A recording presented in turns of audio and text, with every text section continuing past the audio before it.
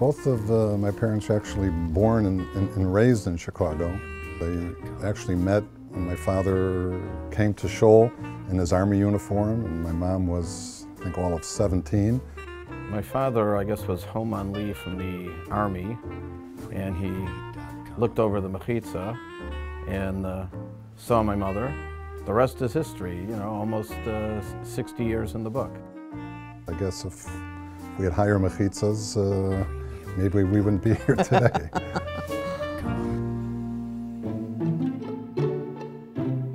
They certainly stressed family values, plus certainly working for the community. My dad was a really caring person. He was involved in everything, but he always had time for us. I mean, I don't know how he did it, because he really was involved in every organization that I can think of. Growing up, he was involved. Whether it was Israel Bonds, whether it was the ATT, whether it was Erie Crown. I think he started the grandparents program at Hillel Torah. My father-in-law had the attitude of everything they had in life was a gift from God, and that was for a reason. They had to do more than just things for themselves. Howard was also a board member of the Jewish United Fund, and that should be underscored. Just a couple of days ago, a professional from the JUF said, "I no longer have any connection to the observant community. When I needed help, I had one phone call to make, and that was to Howard Geller, and he responded." He brought a sense of dignity to the JUF board, which changed the minds of many of them towards Orthodox Judaism.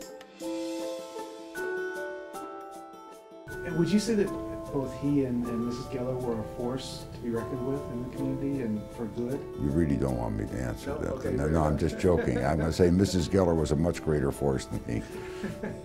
Howard was fortunate in that he had an Aether Kenegdo who was always at his side and who always encouraged him to pursue all of his activities. It was definitely my parents. My mom has an opinion, she shares it. She doesn't sit in the background, she's, you know, in the forefront, but definitely they did everything together. The bond that was between them and the respect that one showed to the other was an incredible sight to see. But beyond that, his secondary love was Hillel Torah. As far back as I can remember, coming here as a young teacher to Hillel Torah, I remember the name Howard and Rita Geller.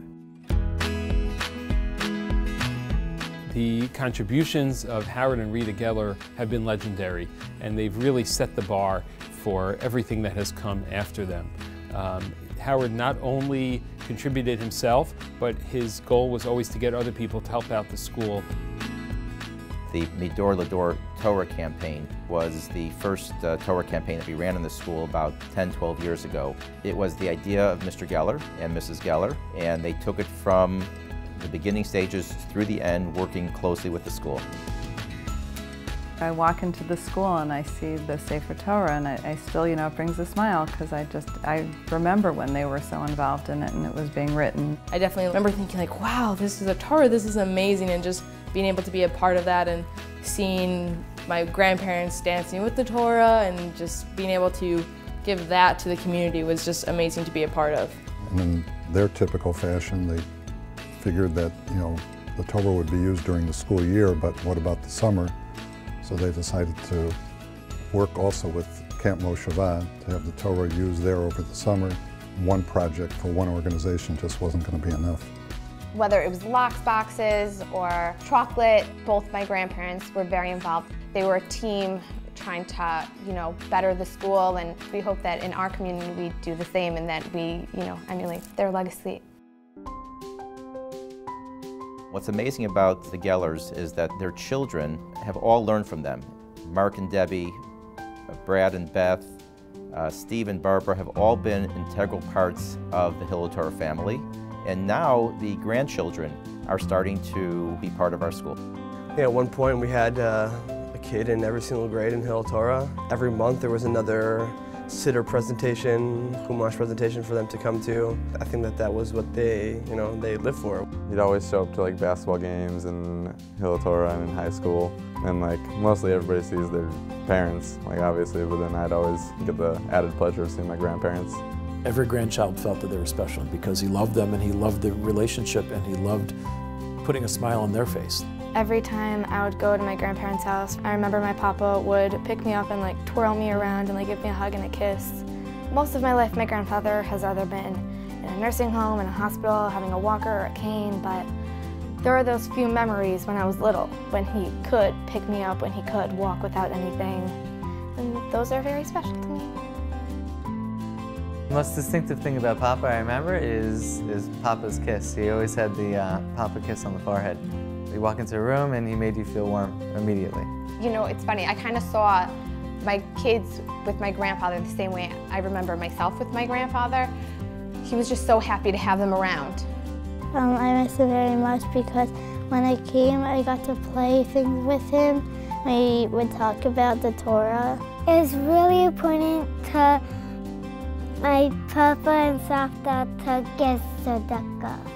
My Papa was a special person. He did make us each feel like we were special, and that whenever we would walk into the room, there was always this unconditional love and smothered love that he offered to all of us. He had a lot of love, and we felt his love.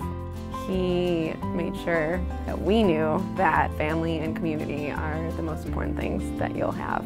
And my grandfather was a very generous person, and it's made a big impression.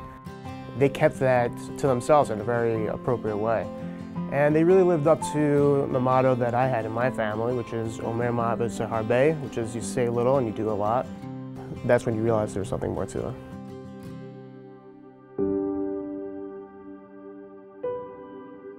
The thing I always remember most about Mr. Geller is that he never let me say thank you to him. Every time I would say thank you for something he did, which was very often, he used to say, for what? For what? He never wanted to be thanked for things he did. He just did it because he felt it was the right thing to do. He never did anything for the honor that came with the position. He just did it because you were supposed to do it. Generosity, that was what he was all about. Not just his money, but with his time and with his efforts to help other people. That's what he was all about, day in and day out. He really was very pleased to see people succeed. Whatever any of us have taken on, he was the forerunner. He was our biggest cheerleader, and he made things happen for us. My dad led by example, and my mom also.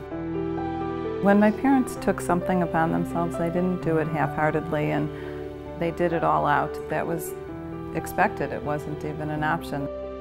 You know, those things you just remember. Howard was a very special person. He was deeply involved in and committed to Jewish community, especially when it came to Jewish education. Foremost in his life came family. God was very good to us. We have wonderful children and grandchildren, all of whom are Shomer Mitzvot, which I would like to think that we can attribute to their day school education, to their home life, and of course, Mazel doesn't hurt.